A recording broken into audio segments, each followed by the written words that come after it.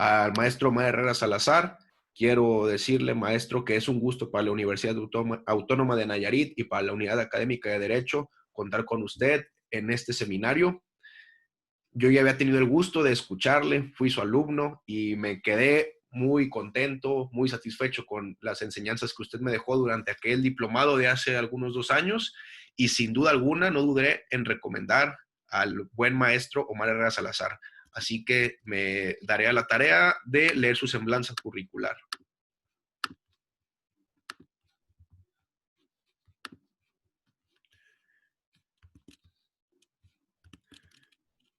El maestro Omar Herrera Salazar es licenciado en Derecho y especialista en Derecho Administrativo por la Facultad de Derecho de la Universidad Nacional Autónoma de México. Es maestro en Derecho Fiscal y Administrativo y doctorando en Derecho por el Centro Universitario de Estudios Jurídicos. Es académico numerario de la Academia Mexicana de Derecho Fiscal y registrado como capacitador externo ante la Secretaría del Trabajo y Previsión Social. Es coautor del libro El Sistema Nacional Anticorrupción. En el ámbito laboral, ejerció mayormente la función jurisdiccional en el Tribunal Federal de Justicia Administrativa.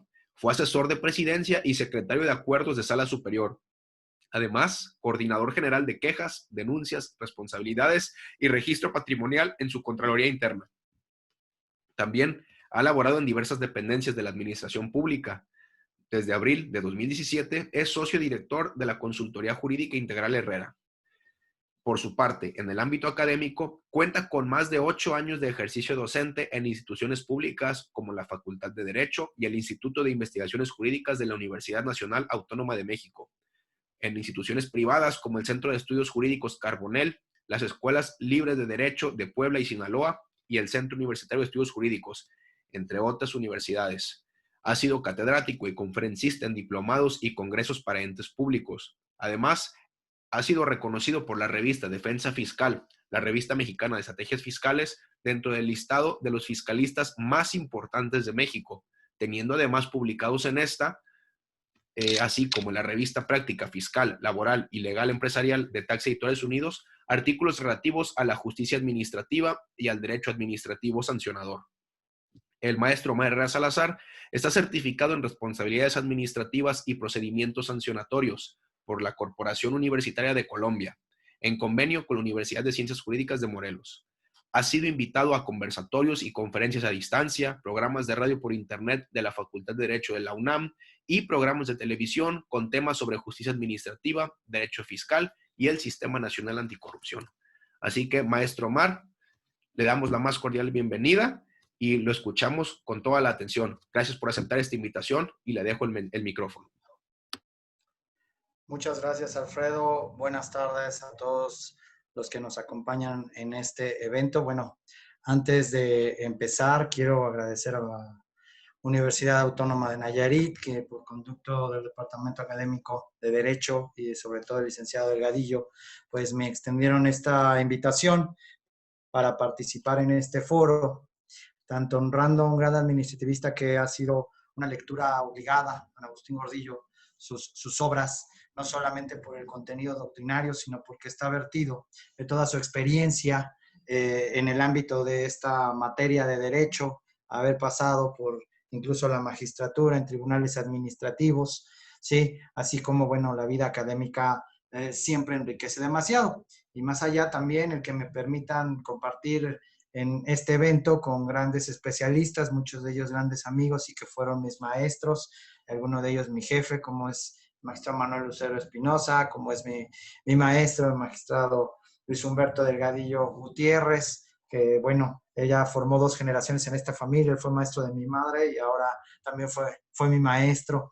Entonces, pues agradecer esta posibilidad de honrar a un gran administrativista, que es una lectura obligada, insisto, y compartir con tantos y grandes académicos. A mí me asignaron hablar un poco en este seminario sobre un tema que a lo mejor va un poco relacionado con el que acaba de tocar mi maestro Luis Humberto Delgadillo, ¿sí? Litigios en materia administrativa en la nueva normalidad. Como vemos, bueno, pues evidentemente el contencioso administrativo es una manera de litigar, pero voy a tratar de ampliar un poco la imagen dado que, bueno, pues hay que incluso hacer notar para todos los que nos escuchan que el día de hoy acá en México los tribunales federales ya están reactivándose en cuanto a plazos, términos, diligencias y sus actividades. En ese sentido, pues tenemos que hablar tanto de los tribunales del Poder Judicial de la Federación como los tribunales administrativos, ya el maestro tocó un poco el federal, y de los locales. En ese sentido, me gustaría marcar un cierto piso parejo para todos. Esta pandemia, pues sabemos que comenzó el año pasado, las primeras noticias que se estuvieron, de acuerdo a la Organización Mundial de la Salud, fue hasta diciembre de 2019 cuando empezamos a conocer sobre esta pandemia y su lenta en ese momento expansión en el mundo, hasta llegar a principios de marzo, donde a México ya empezaban a prenderse los focos rojos y por lo tanto a partir de la segunda quincena de marzo empezaron las suspensiones de actividades. Algo que yo siempre he remarcado en paneles como estos donde vemos este tipo de temas fue que el primero que tomó la decisión de suspender actividades fue la Suprema Corte de Justicia de la Nación, más allá del Poder Ejecutivo, que determinara el grosso de todo lo que es el aparato estatal, ¿sí? A determinar suspensiones. Por ello es que digamos que esos primeros acuerdos del 17 y 18 de marzo, de 17 de marzo para efectos al 18 de marzo, de la Suprema Corte, fueron los que en México, considero yo, que fueron marcando el tempus de todos los demás tribunales y de todas las demás autoridades. Así, el Poder Judicial, a través tanto de la Suprema Corte de Justicia de la Nación como del Consejo de la Judicatura Federal, que es el que regula la vida administrativa interna de tribunales colegiados de circuito, juzgados de distrito, los tribunales unitarios, ¿sí? Son aquellos que le dieron pie al Tribunal Federal de Justicia Administrativa, en su mayoría a los tribunales locales, ¿sí? A los tribunales de justicia laboral, etcétera. El Poder Judicial de la Federación nos fue marcando una pauta de regresar a actividades en beneficio de los justiciables antes que cualquier otro tribunal. ¿Por qué? Porque de hecho no hubo suspensión en algunas situaciones o circunstancias dentro de los tribunales de Poder Judicial de la Federación. Retomando, porque estoy un poquito desde el inicio, estoy desde el inicio del evento, la respuesta que le hacía mi maestro a la doctora Fabiana, le podría yo comentar que por lo que hace al juicio de amparo, este fue el que se socorrió en materia administrativa.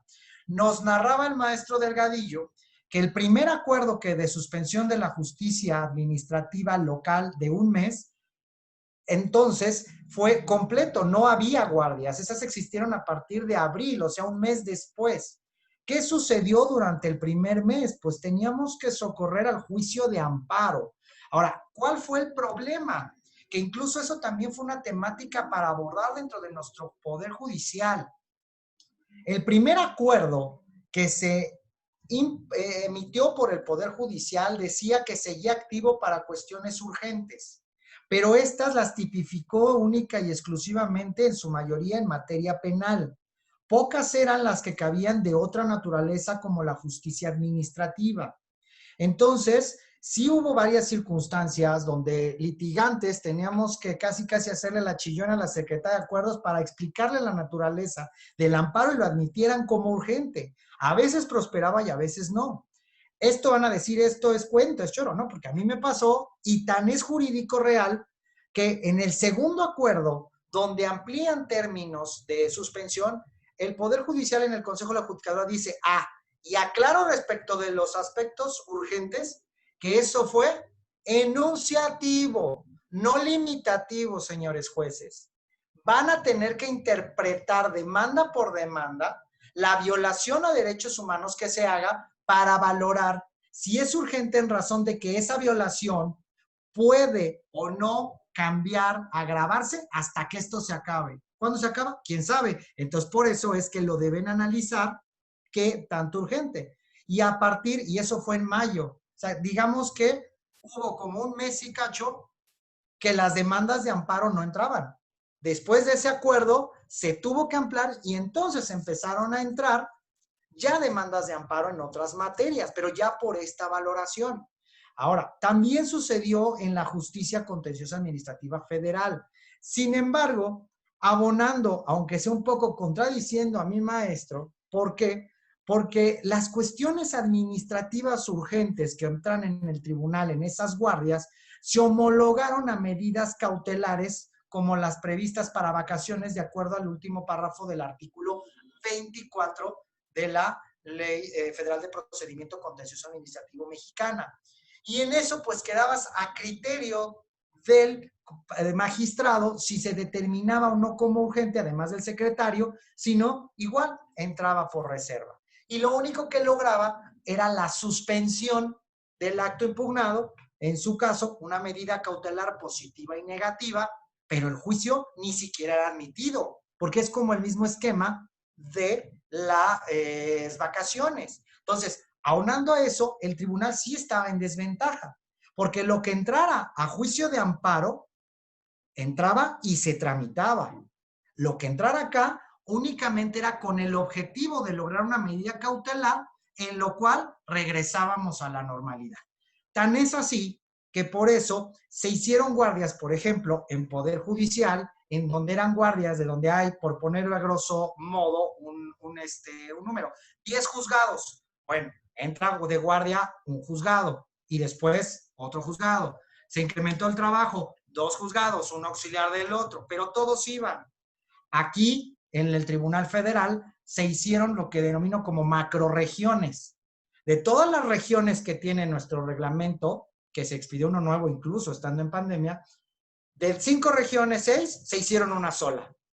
Entonces eran muchos estados para una sola cosa. Entonces también, si bien se privilegió el trabajo a distancia, un abogado que necesitara presentar, al menos para conseguir la suspensión, tenía que comunicarse vía telefónica con un secretario de acuerdos que estaba en otro estado de la República, a lo mejor bastante lejos, ¿sí? Y empezar a tramitar a distancia. A lo mejor situaciones donde va a haber el desesperado que dice, no, mejor yo voy y la llevo porque no confío, porque se cae el internet, por lo que quieran, ¿sí? Entonces, sí entramos en eso. ¿Qué otra situación se está dando? Ahorita, esas macroregiones, como trabajaron de varias, se supone ya los asuntos deben de estar cada uno en su propia región y en su propia sala, y a empezar de cero.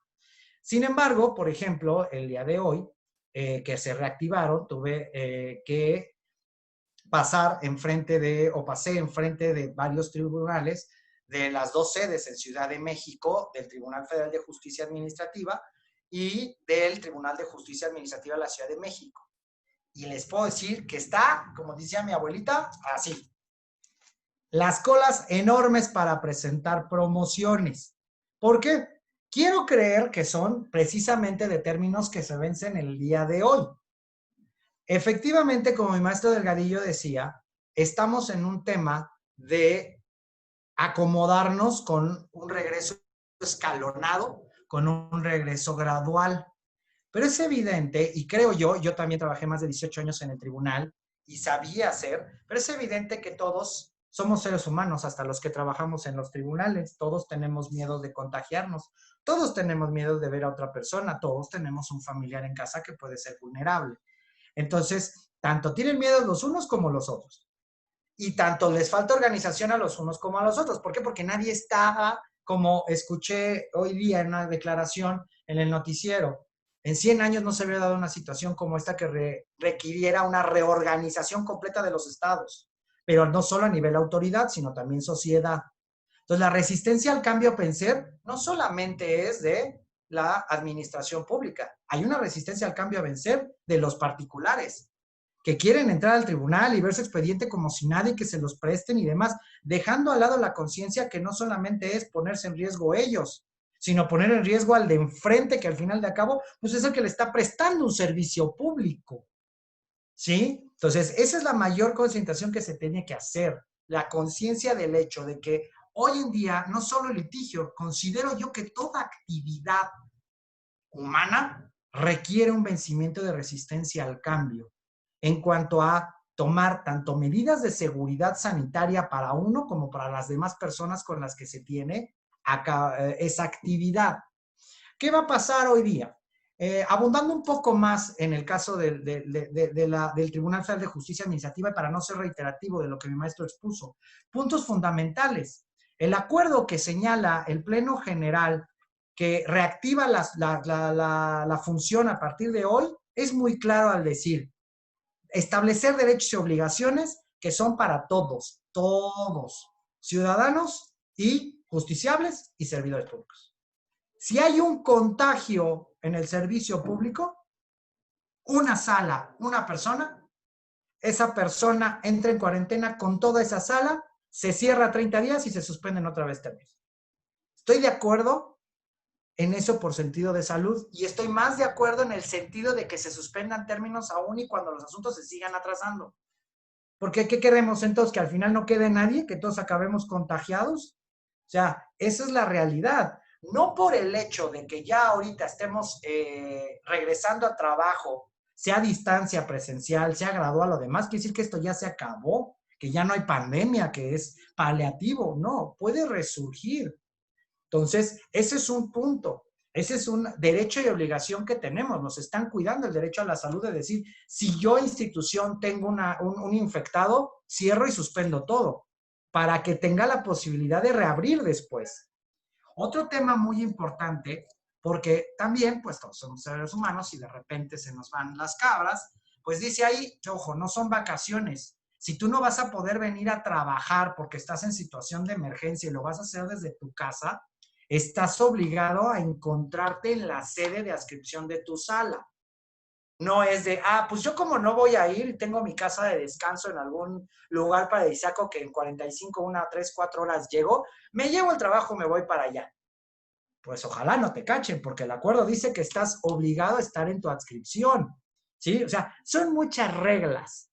Para Poder Judicial, ahorita lo que tenemos es también un regreso escalonado, pero Poder Judicial, y claro, pues dicho sea de paso, es porque Poder Judicial tiene como el triple cuádruple de presupuesto que el tribunal.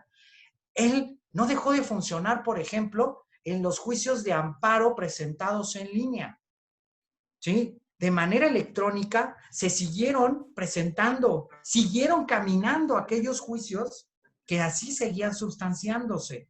A lo mejor sí, se retrasaron en la medida de hacer diferimientos, pues porque hay menos personal, ¿sí? Que los atienda, pero no hubo como tal una suspensión de términos, no hubo una determinación de parar en esa modalidad.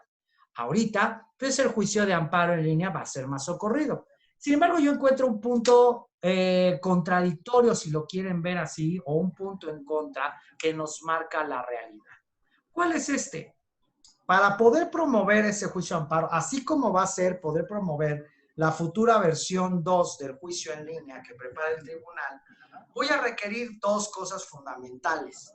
Primera, tener una personalidad jurídica electrónica que la voy a lograr a través de lo que conocemos como la firma electrónica avanzada. Sin embargo, esta firma es vinculada a la autoridad fiscal, ¿sí? Para el cumplimiento de obligaciones fiscales, ¿sí? Pregunta, ¿todos los mexicanos cumplimos obligaciones? No. Todos los mexicanos que cumplimos obligaciones vamos a querer enrolarnos en un sistema de cumplimiento de obligaciones, para la redundancia, pero estar más localizados, no. Yo tengo clientes en los cuales ahorita pues tengo que esperar, afortunadamente todavía tengo guías de los plazos de vencimiento para esperar que se adecúen los tribunales y ver cómo va a trabajar. No quiero ser así, aventarme, a menos que sea necesario, aventarme, ir a arriesgarme a las colas, peor que cola de las tortillas afuera de los tribunales para presentar algo que no me vence hoy, ¿sí? En ese sentido he tenido clientes que me dicen, no, mejor preséntelo y se lo firmo de puño y letra, ¿no? Yo no tengo esas cosas y tengo que poner un contador o no quiero activar buzón tributario, no quiero eso. Sabiendo que es incluso una obligación, pero yo no lo puedo hacer cambiar de opinión al cliente y decirle, no, usted va y necesito la fiel, yo no puedo obligarlo. Y hay muchos que no quieren. Ese es el primero. Y el segundo, Yo traigo ahí un tema con otro amigo con el que ya hemos expuesto, por ejemplo, hace 8 días lo expusimos en otra conferencia, lo que es la brecha digital para esta justicia digital, y de decir, ok, sí tenemos en zonas metropolitanas acceso a Internet, pero es deficiente y es malo, ¿sí?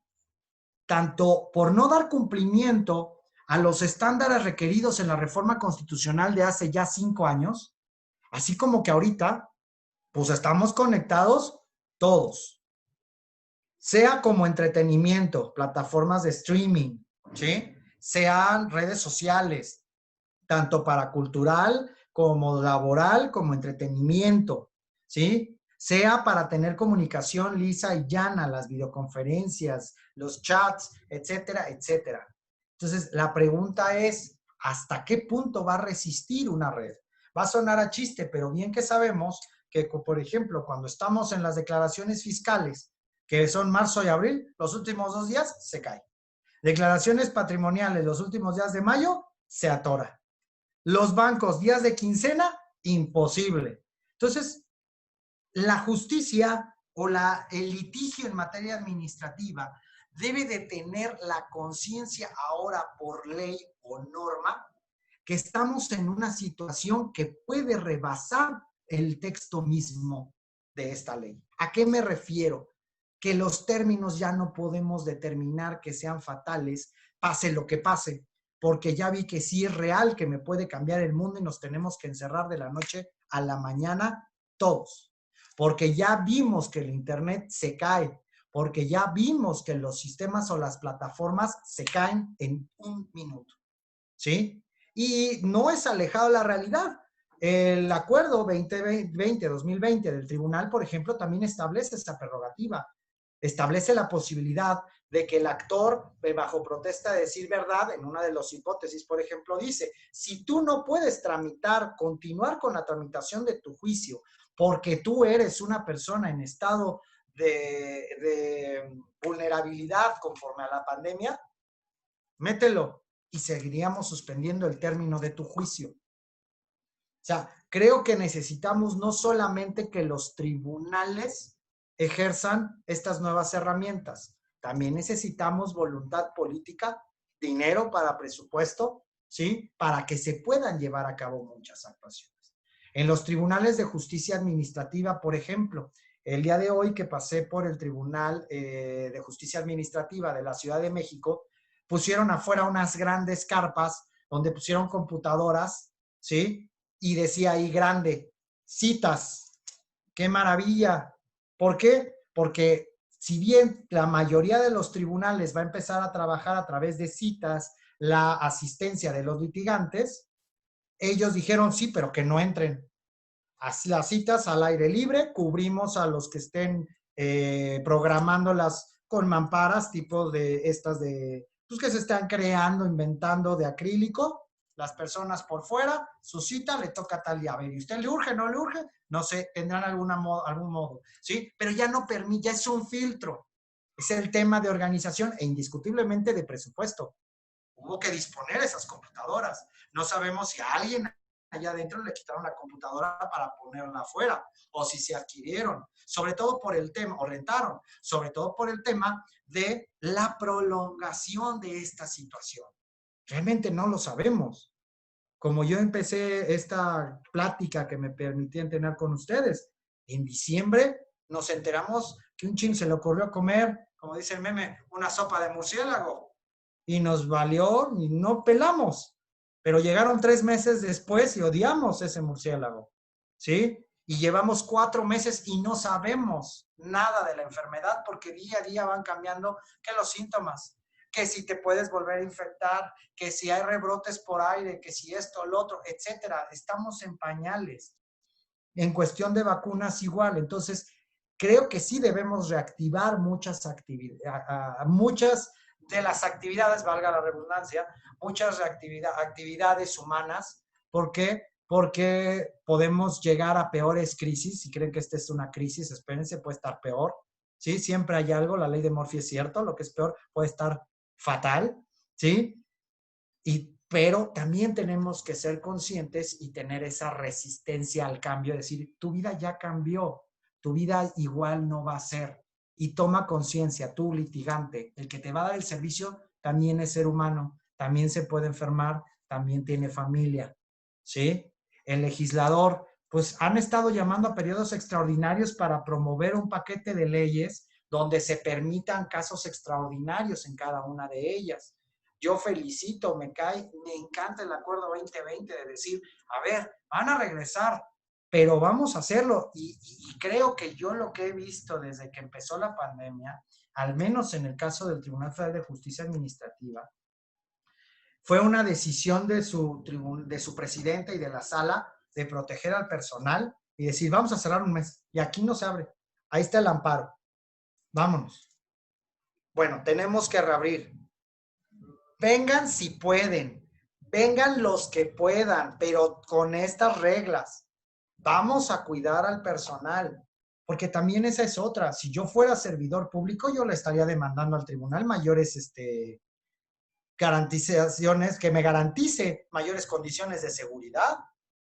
Entonces, creo que ese es el tema. Hoy el litigio en justicia administrativa, como cualquier materia, tiene que ser de conciencia de salud, de que es cuidarse tanto el litigante, tanto las partes, como los propios funcionarios.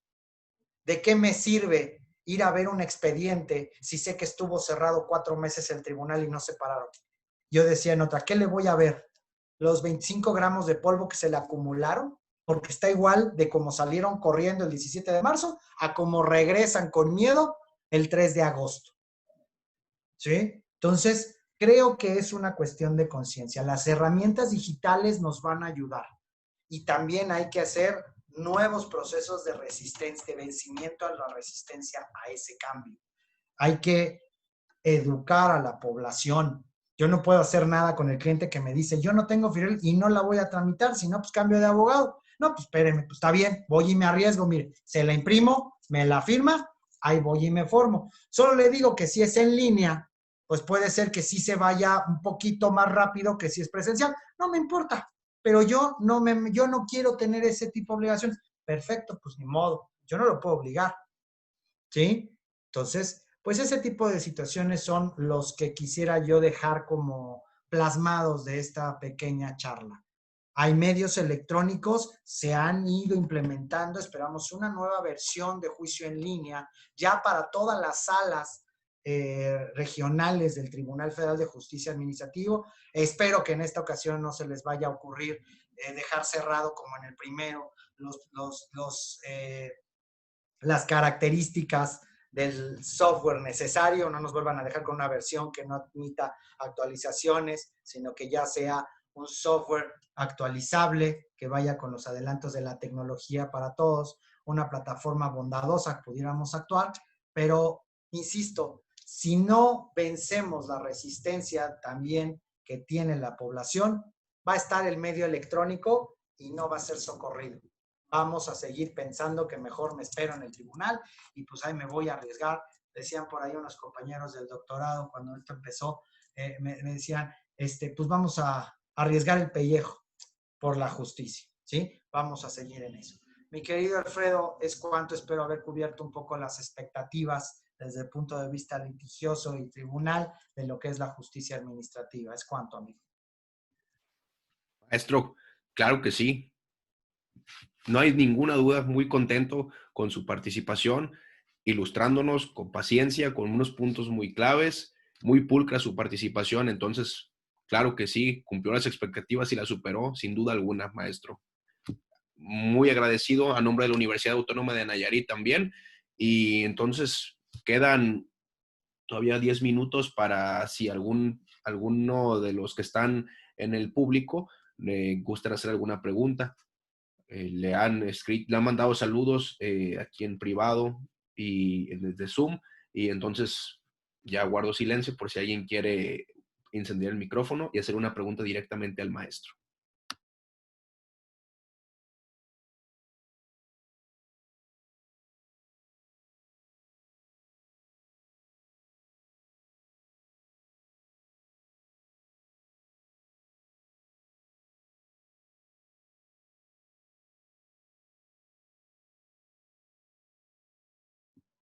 Si no hay alguna pregunta, entonces haré aquí una pausa para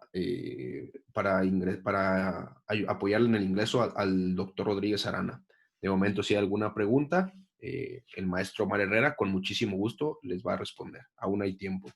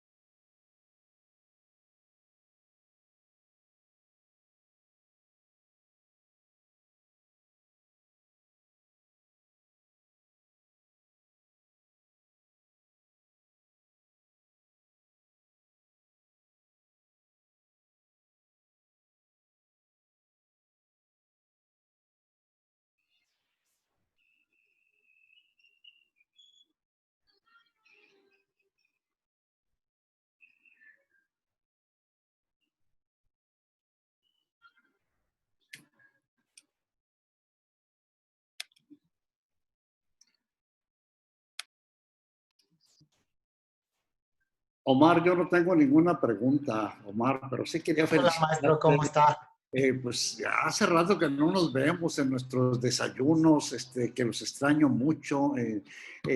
Ya no hemos tenido oportunidad de vernos, ni siquiera eh, a tu papá, que en ocasiones ha compartido con nosotros esos desayunos contenciosos administrativos que disfrutamos en aquellos viernes. Pero bueno, esta pandemia no es definitiva, gracias a Dios, así es que tendremos oportunidad posteriormente de compartir el pan y la sal con nuestro querido maestro, amigo Manuel Lucero Espinosa y los otros amigos que nos reunimos a repartir nuestros chismes contenciosos administrativos dentro de este círculo fraternal que nos ha unido durante un buen tiempo. Te felicito por tu participación y me da mucho gusto, aunque sea así en línea, tener la oportunidad de saludarte. Muchas felicidades. Muchas gracias, maestro. Pues sí, igual yo también los extraño un buen esos desayunos, verlos. Pues esperemos que no sea o se prolongue más de la cuenta, que podamos recuperar mucho el tema de una vida un poco social, ¿no? Sin miedos. Y bueno, pues espero que sí, y pues ya estamos en contactos al menos en esta línea. Si no tuviéramos la era digital con nosotros, entonces sí frega que nos poníamos. Pero bueno, ahí vamos saliendo. Yo también le mando un gran saludo, un abrazo a la maestra Graciela y pues nos seguimos viendo. Maestro Omar, hay una pregunta para usted. El licenciado José Luis Cárdenas Galicia escribe: buena tarde. En caso de que las autoridades investigadoras, substanciadoras y resolutoria funden su actuación en reglamento interior de la Secretaría de Contraloría, pero los mismos hablan en sus artículos sobre facultades de titulares de órganos internos de control, no así de las autoridades, sus actos, ¿serán nulos? Está en el chat, por si gusta, me la mandó en mi privado, pero si gusta se la reenvío. La veo, la escribió en general. Ah. En caso de que una autoridad investigadora funde su actuación en el reglamento interior de la Secretaría de Contraloría, pero los mismos hablan en sus artículos. Ok, bueno, la competencia de una autoridad administrativa debe ser expresa y completa. Sin embargo, aquí tenemos que tomar varios puntos en consideración. Si bien es cierto, esos reglamentos señalan que son titulares de la Contraloría, hay siempre, como por ejemplo en el Reglamento Interior de la Secretaría de la Función Pública, existen otros articulados que dicen que son autoridades para efectos de la sustanciación, integración y esto, los titulares de quejas, denuncias, auditorías, responsabilidades, etcétera. En ese sentido, para mí, con la cita de ambos pretextos, estaríamos teniendo como fundamentada debidamente la competencia y no sería nulo el acto. En la medida de que el mismo cuerpo prevé la posibilidad de que otra autoridad actúe como investigadora sustanciadora, aun y cuando no fuera el titular del órgano interno de control. Otro punto por el cual sostengo que tampoco podríamos considerarlo que es nulo, es en el entendido de que no son facultades que sean o exclusivas o indelegables, ¿sí? Máxime que ello va a devenir del hecho de una norma orgánica, cuando la Ley General de Responsabilidades Administrativas, por ejemplo, habla de manera general de lo que es la autoridad de investigación, sustanciación y resolución, y en determinados apartados sí hace referencias que investigación será por auditoría, denuncia, queja, revolución, verificación de evolución patrimonial, y la de responsabilidades la sustanciadora. Entonces, creo yo que si existen condiciones en el reglamento interior que hablan tanto de la existencia de las autoridades investigadoras y sustanciadoras, siendo estas los inferiores del Contralor, así como que se les considere de esta naturaleza y tengan esas mismas facultades, no creo que sea o se pueda hablar de una incompetencia, ¿sí? Lo veo muy forzado. Ahora bien, incluso de ser eso cierto, pues el hecho de que sean nulos también es, pues quién sabe, no lo sé. ¿Por qué? Porque primero no son nulos ipso facto o ipso iure, ¿sí? No es una nulidad absoluta, se tiene que buscar a través del medio de defensa. En ese sentido, al buscarse el medio de defensa, será nulo el acto hasta que se declare, sea por revocación en el recurso correspondiente o la nulidad en el juicio contencioso administrativo. Sin embargo, cualquiera de estas dos que pueda corresponder, lo cierto es que es lo que se denomina la nulidad infine. ¿Por qué una nulidad infine? Porque al ser una nulidad que proviene de un vicio que puede ser repuesto, como es la emisión por autoridad incompetente, pues entonces pues se puede reponer, haga la redundancia, y volvemos a empezar. Claro que para ello, bueno, pues hay que analizar bien los asuntos para el ejercicio del principio de mayor beneficio y no solamente irse con este tipo de agravios que atacan más la forma que el fondo. Sería ese mi comentario, Alfredo. Maestro, tiene otra pregunta que me hacen llegar por WhatsApp. Sí, claro. La licenciada Daniela Estefanía es funcionario del Poder Judicial de la Federación y ella me pregunta que además del software, ¿por qué el juicio en línea no fue suficiente para apoyar al litigante en estos tiempos de pandemia? Que también hay justicia digital. Y manda un saludo y su felicitación, también desde Nayarit. Gracias. Bueno, mira, ¿qué pasó con Juicio en Línea? Juicio en Línea fue un proyecto que se impulsó cuando estábamos todavía buscando muchas reformas de especialización al tribunal. Según yo recuerdo, por ejemplo, tenemos que hablar incluso de un proyecto fallido que fue la Sala Especializada de Órganos Reguladores del Estado. ¿Por qué fallido? En su parte, porque nos quitaron la competencia de competencia económica y telecomunicaciones. Ya teníamos una primer sala especializada en juicios de propiedad intelectual, ¿sí? Y Juicio en Línea se creó como un proyecto a nivel nacional por mandato de ley, porque la Ley Federal de Procedimiento Contencioso establecía que iba a ser una de las modalidades del juicio, sin hacer distinción alguna dentro del tribunal. Por ende fue que considerábamos que tenía que ser en todas las salas. Sin embargo, la realidad fue un poco permeando. A lo que va la pregunta, mi comentario, bueno, la introducción de este comentario es el siguiente. Se buscó ambicioso, sin embargo, creo que no se logró vencer esa resistencia al cambio, ni por litigantes, y por el tribunal no contaba con los elementos o no fueron elementos perfectos. ¿Por qué?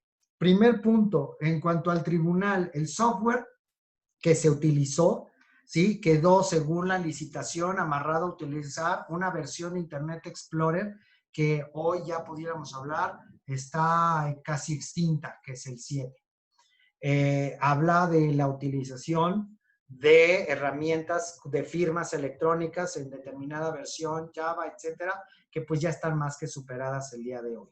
El tribunal realizó una inversión en cuanto al proyecto, realizó una inversión en cuanto a servidores y tuvo intentos de irlo agrandando. La sala especializada en juicio en línea se creó, pero como sala piloto para empezar a aprender a llevar el juicio. Después se fueron llevando a distintas salas foráneas de la República hasta que pues tomaron la decisión de que estas salas tramitaron únicamente los que habían ingresado en un corto tiempo, tronó y se regresó y quedó definitivo en una sala, ya no piloto, sino como sala definitiva especializada en juicio en línea. Esto es por lo que hace al tribunal. Por lo que hace a los litigantes, bueno, pues he de decir que previeron esa parte en esas tertulias que comentaba mi maestro Delgadillo, que teníamos en los viernes, nos reuníamos varios, el tribunal y abogados, pues llegaban varios abogados y decían, a ver, ¿por qué a mí no me funciona juicio en línea? Pues no me funciona porque yo soy mucho de ir a ver el expediente, ver el asunto, que me caiga en distintas salas. ¿Por qué? Porque si me cae siempre en la misma y en un asunto me dan palo, pues ya sé que los otros 5 va a ser igual. En cambio, si presento escrito por la aleatoriedad, pues puedo ver que me vayan creando criterio a través de distintos. Otra situación, decía, tengo que tener una computadora que tenga un software atrasado, que no agarre y mucha paciencia, porque el sistema ya a la fecha era muy lento. Eso nos decía un buen amigo. Otra persona llegaba a decir, no, pues a mí me funciona, por ejemplo, y pasó cuando se vinieron las demandas por la resolución miscelánea fiscal de buzón tributario. Se crearon la estrategia por despachos de presentarlas en línea. ¿Por qué? Porque no presentaron 10, presentaron 50, presentaron 100 demandas. Les salió más barato presentarlas en línea y tener 1, 2 computadoras, 2 personas que estuvieran copia y pegue, manda, todos los días, que tener un ejército de personas para llevar esas demandas, perseguirlas, que se tramitaran de manera diferente, porque al final sabíamos que todas iban a desembocar en línea o presencial, tradicional, perdón, iban a desembocar de origen en sala superior para que formara criterio. Entonces, realmente de ahí el procedimiento, pues no valía tanto la pena cuál sala lo llevara. Entonces, creo que no ha funcionado precisamente por esa resistencia al cambio que va tanto del software, tanto en la conciencia de las personas, como del propio tribunal. Si el tribunal tuviera el presupuesto un poquito allegado al Poder Judicial, pues hablaríamos de otra cosa, hablaríamos de un sistema de juicio en línea mucho como el de Poder Judicial. Al de Poder Judicial realmente, por ejemplo, los juicios de amparo indirecto en línea no les pido nada. Creo que si se dan errores es porque es por sus operadores, no tanto por el sistema. Si hoy se emite un acuerdo y a la persona que le toca subirlo se le pasó, ese es el error. Pero el sistema está para que todas las determinaciones se suban al momento, se graban las sesiones, se hacen las notificaciones, se digitaliza todo lo que llega y te lo mandan a ti. No tienes necesidad alguna de pararte. Entonces, creo que esos son los 3 elementos. El vencimiento de la resistencia al cambio, tanto para el tribunal, en cuestión presupuestaria, capacitación, para los justiciables, en cuestión tecnológica, y del cambio en el litigio va a cambiar indiscutiblemente. Ya no es la época donde teníamos que tener el gran despacho con sala de reuniones, gastar en 20,000 pesos en muebles para pantallar, en servicios de cafetería, ¿sí? Y a organizar grandes reuniones. Yo las últimas reuniones ya con los clientes que llevo son efectivas de 30 a 40 minutos a lo que va a ser sesión virtual o electrónica, ¿sí? Y nos acordamos todo, nos mandamos por paquetería, pasa alguien a recoger y caminamos. Se está dando un nuevo sistema de trabajo y también del litigio. Muchas gracias por su amabilidad en responder estas 3 preguntas. Bueno, 2 preguntas y el comentario del doctor Delgadillo. Siempre con comentarios muy acertados. Ha sido usted un gran profesor para mí y entonces muy contentos a nombre de la Universidad Autónoma de Nayarit y de su servidor, maestro Manuel Herrera Salazar. Gracias por aceptar esta invitación y por su tiempo.